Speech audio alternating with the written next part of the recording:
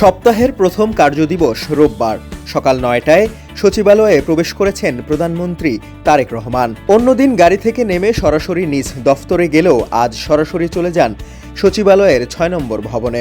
সেখানে অবস্থিত একাধিক মন্ত্রণালয় আকস্মিক পরিদর্শন শেষে নিজ দফতরে বসেন তিনি। সাত সকালে হঠাৎ তাকে দেখতে পেয়ে অনেক কর্মকর্তাও অবাক হয়ে যান। ভবনটির ষষ্ঠ তলা পর্যন্ত মৎস্য ও প্রাণী সম্পদ, পানি সম্পদ, নারী ও শিশু বিষয়ক এবং প্রাথমিক ও গণশিক্ষা মন্ত্রণালয় পরিদর্শন করেন প্রধানমন্ত্রী। এরপর ৫ নম্বর ভবনে গৃহায়ন ও গণপূর্ত এবং ৩ নম্বর ভবনের বাণিজ্য এবং স্বাস্থ্য ও পরিবার কল্যাণ মন্ত্রণালয় পরিদর্শন করেন তিনি।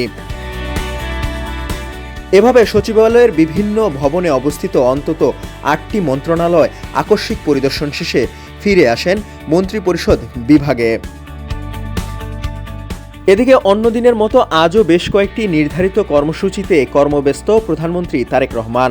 সকালে কৃষিকাজ সংক্রান্ত সভায় সভাপতিত্ব করেন প্রধানমন্ত্রী। স্থানীয় সরকার ও পল্লী উন্নয়ন, অর্থ, কৃষি ও মৎস্য ও প্রাণী সম্পদ মন্ত্রণালয়ের মন্ত্রী, প্রতিমন্ত্রী এবং সংশ্লিষ্টরা সভায় অংশ নেওয়ার কথা রয়েছে। ডেস্ক রিপোর্ট, সমকাল।